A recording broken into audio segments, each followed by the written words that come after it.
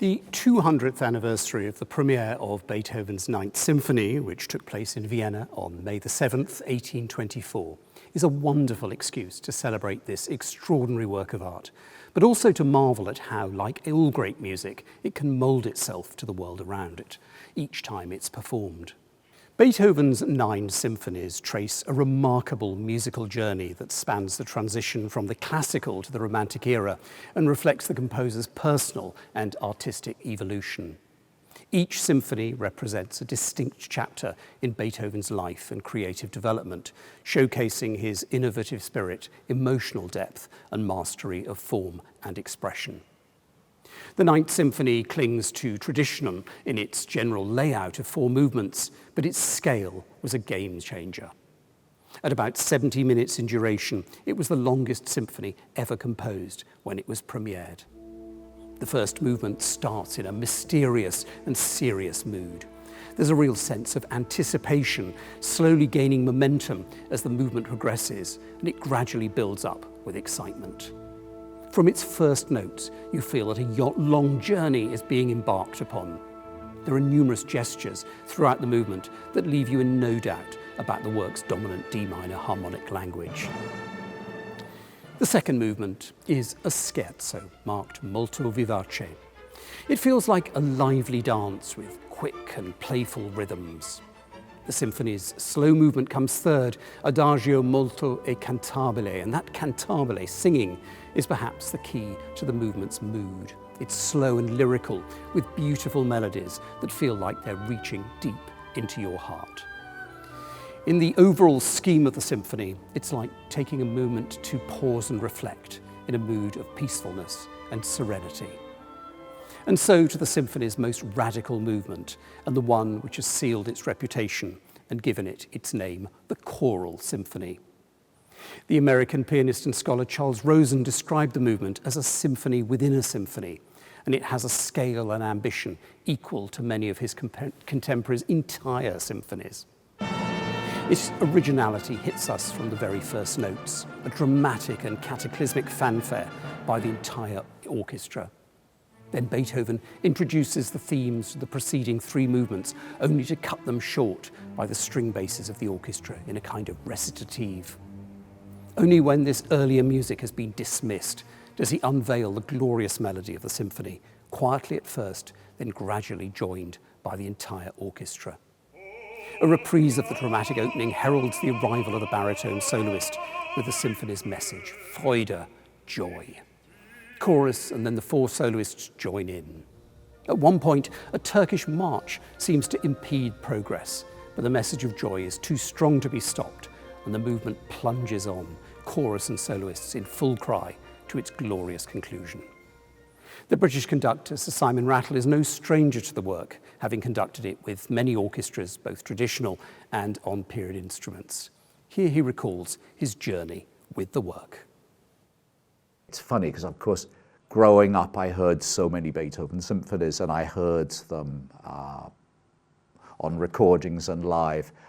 Completely indelible memory is when I was 15, hearing the first performance of a Beethoven symphony with a really great conductor and orchestra. Was hearing Raphael Kubelik conducting the Bayerische Rundfunk in Liverpool doing the Beethoven Ninth.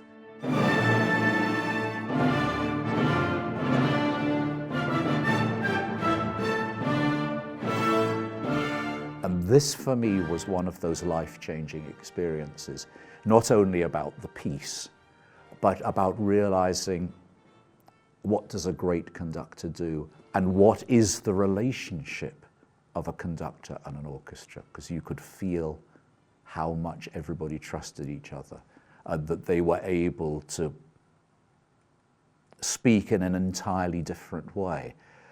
And because Beethoven is the composer who probably most reveals who you are. When you open the score, it's looking at a terrible mirror that can see right through you. And it says to you, okay, how are you going to deal with me today? like the Beckett thing, how much better will you fail this time than you failed last time? Because there is no way that you ever can do enough for it, and there is no way you can ever give enough. I mean, that's one of the wonderful and most frustrating things about the music, is he asks so much over the possibilities of anybody, and one is compelled to give it.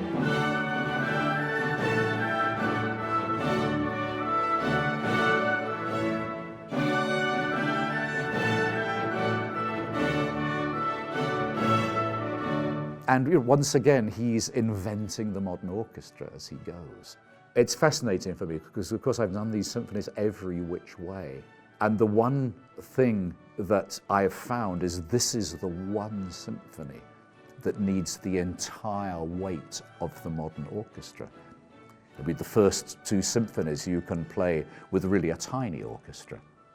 But this symphony seems to be demanding something very, very different.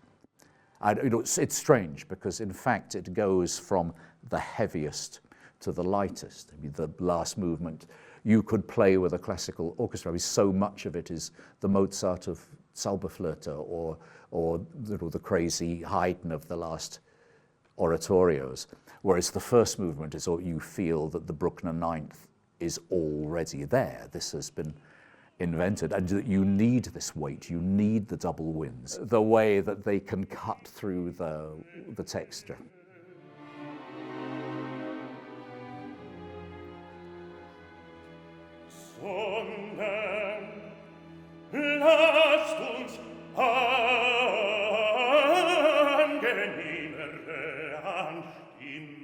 You cannot have an agenda in this piece. Of course, I've been incredibly influenced by all my years of work with period instruments, and of course from being taught by David Munro to working with Harnoncourt, etc. But each symphony needs something different in this, and of course this needs all kinds of different phrasing. And so often Beethoven, like those extraordinary Van Gogh paintings where he actually goes where the canvas is not enough and he paints on the frame. Beethoven in this one is reaching out of the frame, is reaching out of the orchestra of his own time. And one hopes to phrase and pronounce just as well as one would do with a smaller group or with an orchestra of period instruments. But yet he's bringing a whole cosmos. And this is a very different thing.